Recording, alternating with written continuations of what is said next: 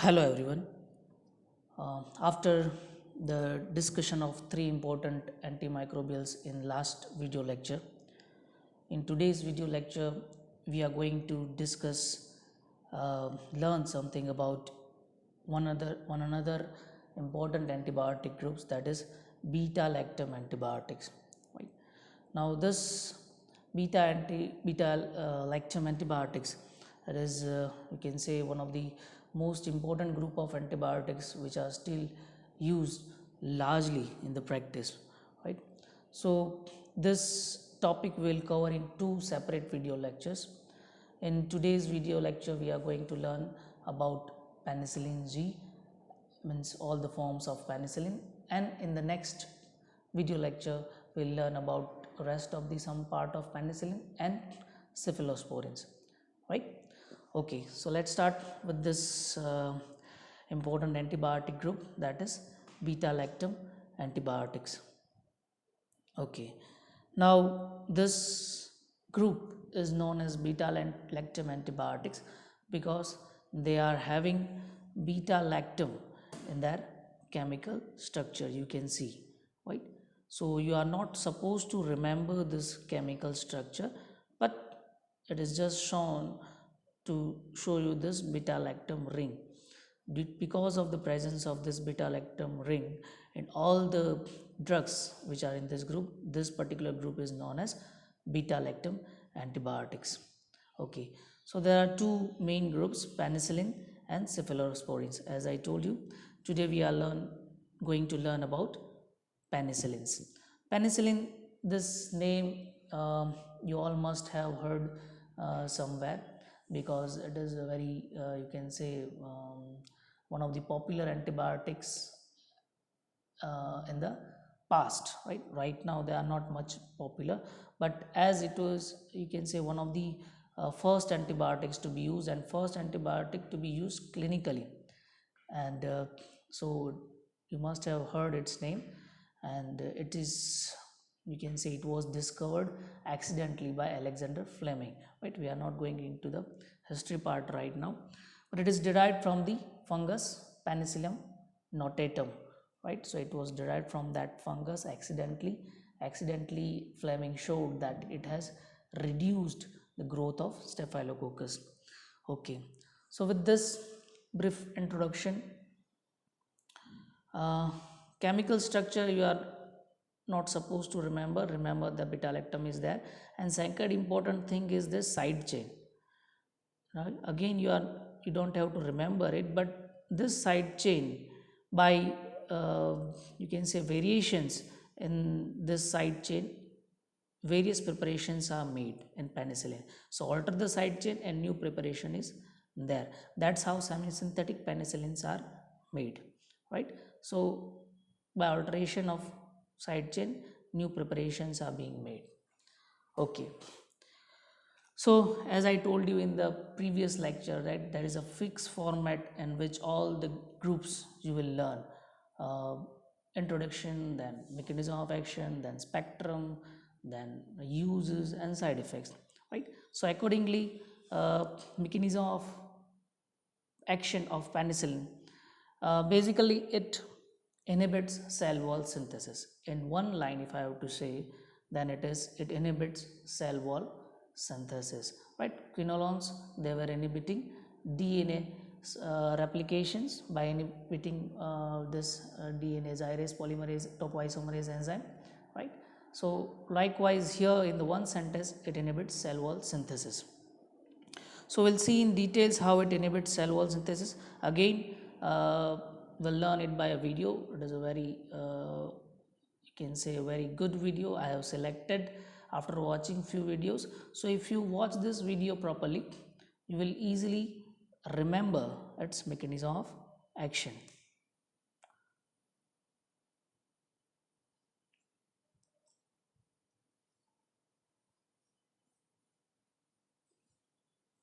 Structurally, most bacteria consist of a cell membrane surrounded by a cell wall, and for some bacteria, an additional outer layer.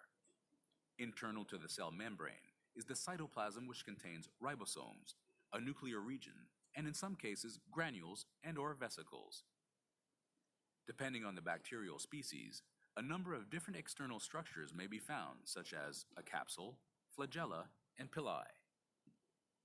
In gram-negative bacteria, the gap between the cell membrane and the cell wall is known as the periplasmic space. Most gram-positive bacteria do not possess a periplasmic space, but have only periplasm, where metabolic digestion occurs and new cell peptidoglycan is attached. Peptidoglycan, the most important component of the cell wall, is a polymer made of N-acetylmuramic acid, alternating with N-acetylglucosamine, which are cross-linked by chains of 4 amino acids. The function of the bacterial cell wall is to maintain the characteristic shape of the organism and to prevent the bacterium from bursting when fluid flows into the organism by osmosis. Synthesis of the peptidoglycan and ultimately the bacterial cell wall occurs in a number of stages. One of the first stages is the addition of 5 amino acids to N-acetylmuramic acid. Next, N-acetylglucosamine is added to the N-acetylmuramic acid to form a precursor of peptidoglycan. This peptidoglycan precursor is then transported across the cell membrane to a cell wall acceptor in the periplasm. Once in the periplasm, the peptidoglycan precursors bind to cell wall acceptors and undergo extensive cross-linking. 2 major enzymes are involved in cross-linking: transpeptidase and D-alanine carboxypeptidase. These enzymes are also known as penicillin-binding proteins because of their ability to bind to penicillins and cephalosporins. Eventually, several layers of peptidoglycan are formed, all of which are cross-linked to create the cell wall. Gram-positive bacteria may have more layers than gram-negative bacteria and thus have a much thicker cell wall. Beta-lactam antibiotics include all penicillins and cephalosporins that contain a chemical structure called a beta-lactam ring. This structure is capable of binding to the enzymes that cross-link peptidoglycans. Beta-lactams interfere with cross-linking by binding to transpeptidase and D-alanine carboxypeptidase enzymes, thus preventing bacterial cell wall synthesis. By inhibiting cell wall synthesis, the bacterial cell is damaged. Gram-positive bacteria have a high internal osmotic pressure. Without a normal rigid cell wall, these cells burst when subjected to the low osmotic pressure of their surrounding environment. As well, the antibiotic penicillin-binding protein complex stimulates the release of autolysins that are capable of digesting the existing cell wall. Beta-lactam antibiotics are therefore considered bactericidal agents.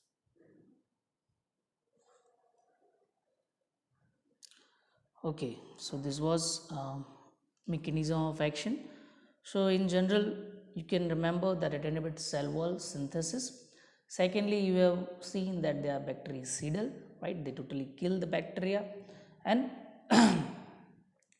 as the cell wall is more, you can say, thicker in the gram positive, they are more active against gram positive organisms, right? So that was mechanism of action. Okay, one important thing here is that dose of penicillin is considered in units, right? Usually gram, milligram, any other way, but in penicillin it is unit. If I want to compare it with the its standard preparations, then 1 unit of crystalline sodium benzyl penicillin, right? That is the we'll see the classification, but that is a natural form of penicillin. So 1 unit of crystalline sodium benzyl penicillin is equal to 0.6 microgram of standard preparation.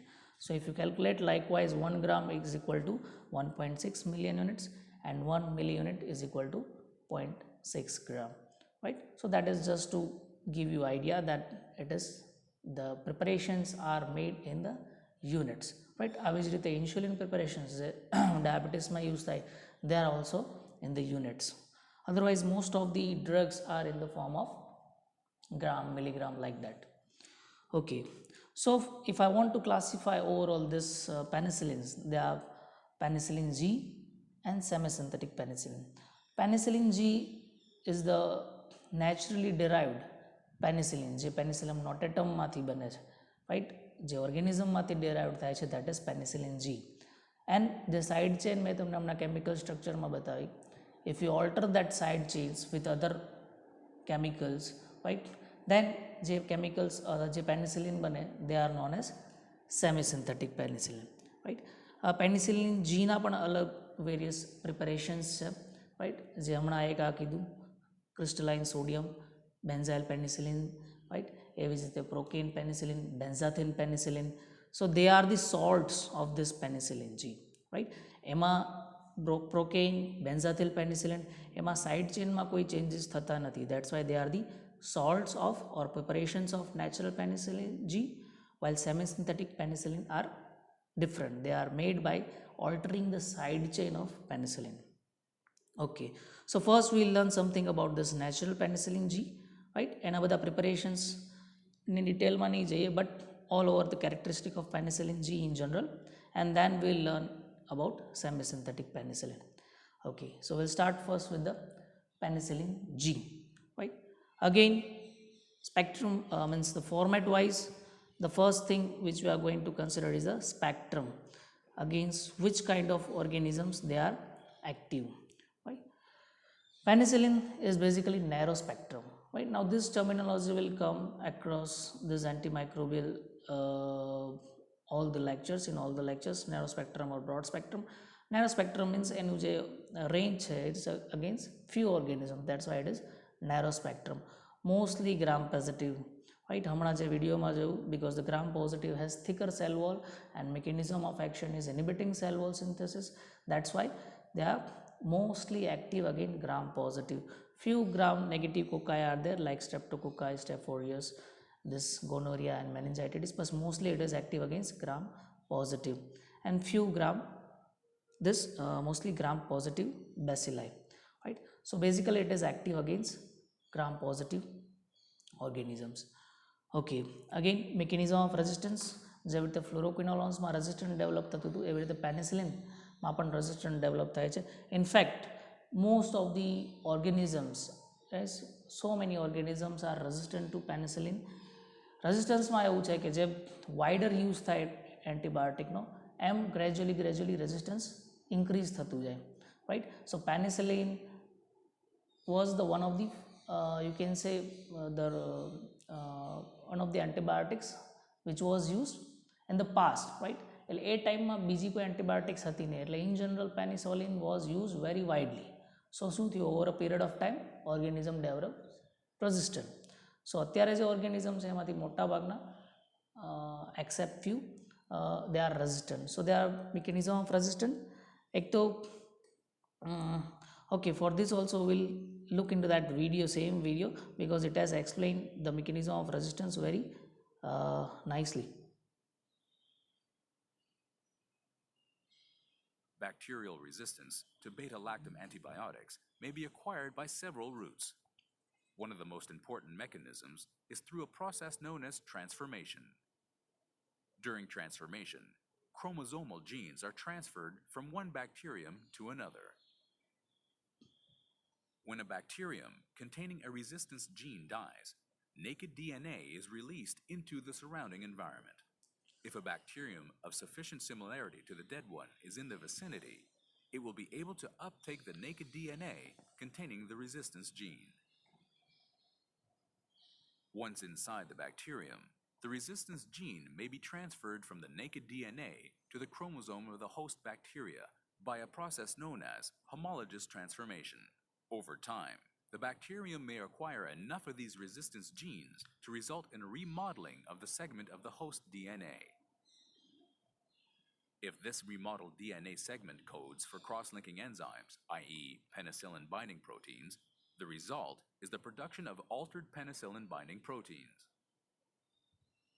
These altered penicillin binding proteins can still cross-link the peptidoglycan layers of the cell wall, but have a reduced affinity for beta-lactam antibiotics, thus rendering the bacterium resistant to the effects of penicillin and other beta-lactam agents. This transfer process has resulted in penicillin-resistant S. pneumoniae through the acquisition of genes from other naturally occurring penicillin-resistant Streptococcus species. A second important mechanism by which bacteria become resistant to beta-lactam antibiotics is by the production of enzymes capable of inactivating or modifying the drug before it has a chance to exert its effect on the bacteria. Depending on the bacterial species, the gene coding for these enzymes may be found as part of the host DNA or on plasmids, which are small, self-replicating units of genetic material. Bacteria are capable of passing these resistance plasmids to each other by conjugation. When two bacteria come into close contact with each other, a small channel is created between them, which allows one of the bacteria to pass a copy of the resistance plasmid to the other. If the plasmid is transcribed and translated, the bacteria will begin to produce inactivating enzymes. These enzymes, capable of destroying beta-lactam antibiotics, are known as beta-lactamases. In gram-positive bacteria, the beta-lactamase enzyme is generally inducible, resulting in a large amount of enzyme being produced in the presence of the drug.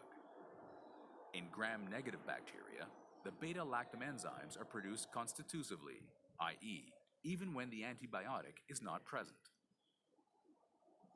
Gram-positive bacteria release the beta-lactamase enzyme from the cell into the extracellular environment, where it inactivates the drug before it enters the bacterial cell. In contrast, gram-negative bacteria retain the beta-lactamase enzyme within the periplasmic space, resulting in a more efficient mechanism than gram-positive bacteria. Ultimately, the destruction of the beta-lactam ring of the antibiotic renders it incapable of binding to the penicillin-binding protein, and thus the bacteria become resistant to that drug or class of drugs.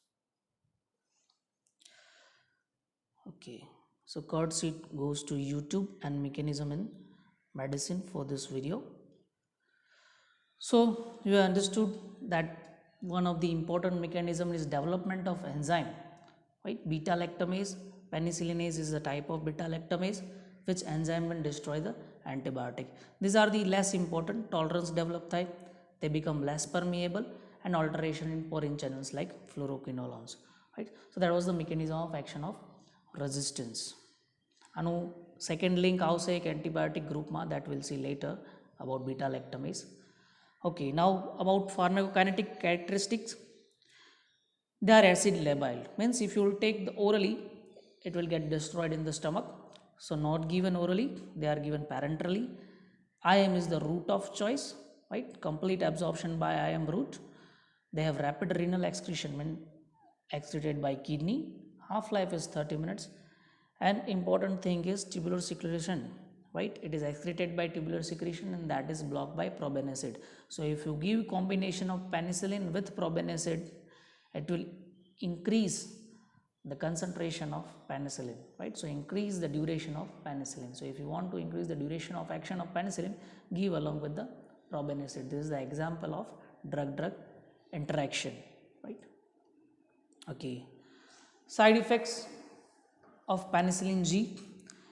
Local irritability, right? At the as it is given by IM route, right? Local irritability, rashes, thrombophlebitis, injection site pain, this kind of local reactions can occur. If it enters into the CNS, it can cause mental confusion, muscular twitching, convulsion, and coma, right? Especially CNS side effects if you give by intrathecal route, but it is not given by intrathecal route. Sometimes it may cause bleeding as a side effect. That's why not given IV. If given IV, it can also cause thromboembolism also by irritation. So that is not given IV. One of the most important side effects due to which its use has been reduced is hypersensitivity, right? As sulfonamide is known to cause hypersensitivity reaction, penicillin is also very well known for its hypersensitivity reaction. It ranges from mild rashes, urticaria થી લઈને anaphylactic reaction સુધી ના severe reaction it can cause, right? Which was the major reason why it was use was declined, right? Frequent incidence of anaphylactic reactions. So nowadays if you want to even give penicillin, intradermal penicillin test is must, right? You have to perform this intradermal test, and if it shows nothing, means patient is not showing any allergic signs, then you can go for the normal penicillin dosing. This picture is showing this intradermal test. In the practical you have learned how to give intradermal માં જે તમે inject કરીને બ્લેબ જે create કરતા હતા, right?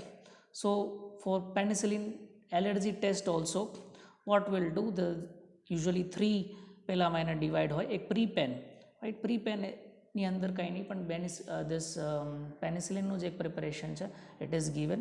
Second preparation is penicillin G is given, and third is normal saline, right? So in this first we create duplicate blab, right? Means without giving penicillin we create a duplicate blab, and then we'll mark that blab round karine, right? And then we'll inject the drug. Now after injecting the drug, if the size of blab increases than the previous size, right, then it is considered as the positive, right? આપણે ટેસ્ટિંગની ડિટેલમાં નથી જવું, but as you have seen, you have learned this during practical, so that's why I have kept it here, that how it is used, right? અને એમાં જે syringe હતી, ટ્યુબરક્યુલિન syringe જેનાથી તમે ઇન્ટ્રાડર્મલ ઇન્જેક્ટ કરતા હતા, same syringe is use for this intradermal penicillin allergy test, right? So after having this test negative, you can go for original testing. Once again, જેમ vaccine લીધા પછી ડિઝીઝ થશે કે નહીં એની ગેરંટી નથી. Likewise, even after having this test negative, it doesn't mean that penicillin will not cause allergy creation. It may cause still. Okay, coming to uses have declined due to better availability of other antibiotics, but still streptococcal infections, if it is not resistant, then you can give it for various streptococcal infections like pharyngitis, otitis media, rheumatic fever માં હજી use થાય છે, right? Penicillin. Subacute bacterial subacute bacterial endocarditis, right? એની અંદર પણ still it is use with gentamicin. Pneumococcal ઇન્ફેક્શનમાં હવે use થતું નથી. મેનિંગોકોકલ ઇન્ફેક્શનમાં પણ બહુ ઓછું યુઝ થાય. ગોનોરિયા રેઝિસ્ટન્સ છે. ધીસ યુઝિસ સિફિલિસ, ડિફ્થેરિયા, આ બંનેની અંદર સ્ટીલ પેનિસિલિન ઇઝ યુઝ. સિફિલિસની અંદર it is drug of choice, ડિફ્થેરિયામાં ડ્રગ ઓફ ચોઇસ નથી, but still used. Tetanus and gas ગેંગ્રીનની અંદર it is use. Now if you see યુઝિસની અંદર રેઝિસ્ટન્સ કોની અગેન્સ્ટ આવે? જે કોમન ઇન્ફેક્શન્સ હોય, સ્ટ્રેપ્ટોકોકલ, ન્યુમોનિયા, આ બધા very common infections in the community. So against that resistance will be there. જે રેર છે અથવા ઓકેશનલ થતા ઇન્ફેક્શન્સ છે એની અગેન્સ્ટ રેઝિસ્ટન્સ નહીં આવે, because it is not widely use. So that's why still it is the drug of choice for syphilis, right? બીજા rare infections છે anthrax, actinomycosis, trench mouth, red bite fever. This all you will learn in microbiology, right? I am not going to detail in that, but in this such rare infections it can be used. Two prophylactic uses are there, rheumatic fever ni andar and bacterial endocarditis ni andar. In both this condition where the patient is susceptible for infection, right, to prevent that infection we can give penicillin. Rheumatic fever ni andar still infection prevent karwa માટે penicillin are used. Okay, so that was all about which preparations? Penicillin G, right? Penicillin G, natural penicillin, and another salts, right? Now, with alteration of side chain, we can make semi-synthetic penicillins, right? So this is semi-synthetic penicillin. Semi-synthetic penicillin ની અંદર ત્રણ છે. એક acid resistant alternative, second is penicillin is resistant penicillin, and third is extended spectrum penicillin. Right? Okay, so we'll start with the semi-synthetic penicillin. As I told you, the reason why we have developed this semi-synthetic penicillin is that obviously there are certain limitations of penicillin and we want to overcome that. કઈ limitation હતી? એક તો it cannot be given orally, a natural penicillin limitation છે. Second, development of penicillinase enzyme which are destroying penicillin G. So that was the second limitation, right? And third was the narrow spectrum. So to overcome this, we developed semisynthetic by altering its side chain. એમાંથી પહેલું છે acid resistant alternative, right. So this is penicillin V or phenoxymethyl penicillin. એનો advantage એક છે, it is resistant to acid, so that's why it can be given orally, right. So it is acid stable, so good oral absorption. બાકી spectrum ને બધું penicillin G જેવું છે, so that's why it is narrow spectrum and used more mainly for streptococcal infection. ફાયદો એટલો જ છે કે it is given orally. બીજું જે વેરિયન્ટ આવ્યું સેમિસિન્થેટિકનું, ઇટ ઇઝ પેનિસિલિનેઝ રેઝિસ્ટન્ટ, રાઈટ. સો પહેલામાં જે ડિસએડવાન્ટેજ હતો રેઝિસ્ટન્ટનો કે પેનિસિલિનેઝ એન્ઝાઇમથી એન્ટીબાયોટિક ઇનએક્ટિવ થઈ જતી હતી. So we have overcome by developing this variant. So it is only for the organism which are developing penicillinase enzyme, right. જે organism penicillinase produce નથી કરતો એની અગેન્સ્ટ એનો કોઈ રોલ નહીં હોય. So 3 are there, methicillin, cloxacillin, right.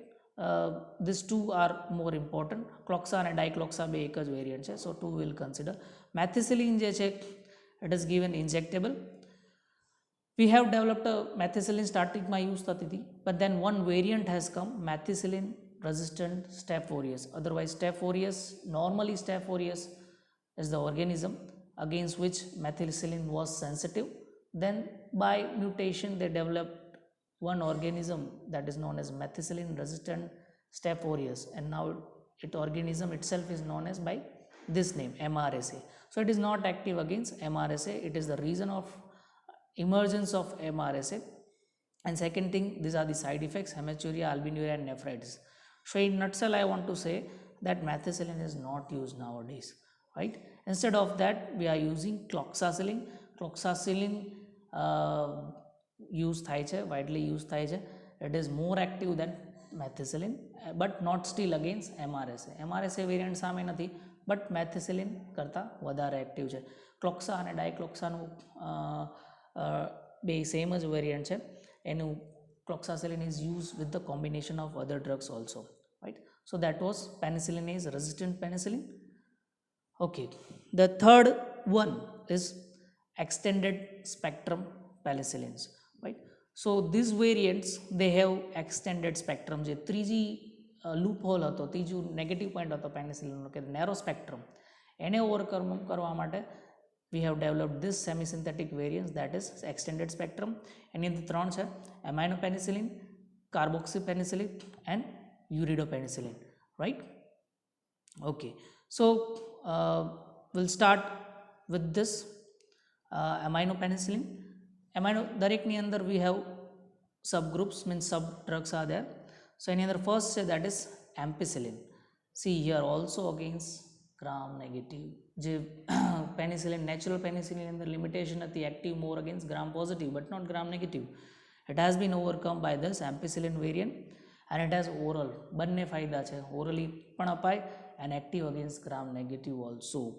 So used in urinary tract infection, respiratory tract infections, right, meningitis, gonorrhea, cholecystitis, bacterial endocarditis, septicemia and mixed infection. These are the list of where it is used. Ampicillin still UTI RTI માં હજી બહુ use નથી થતું because we have better options. બાકી આ બધામાં they are used. One of the limitation is diarrhea, right. Ampicillin તમે આપો, ampicillin અને બીજો વેરિયન્ટ છે amoxicillin, બંનેની અંદર diarrhea is the very common side effect, right. Patient બીજે કે ત્રીજે દિવસે આવે જ આ side effect લઈને, right. So remember this side effect in the mind and rashes are there.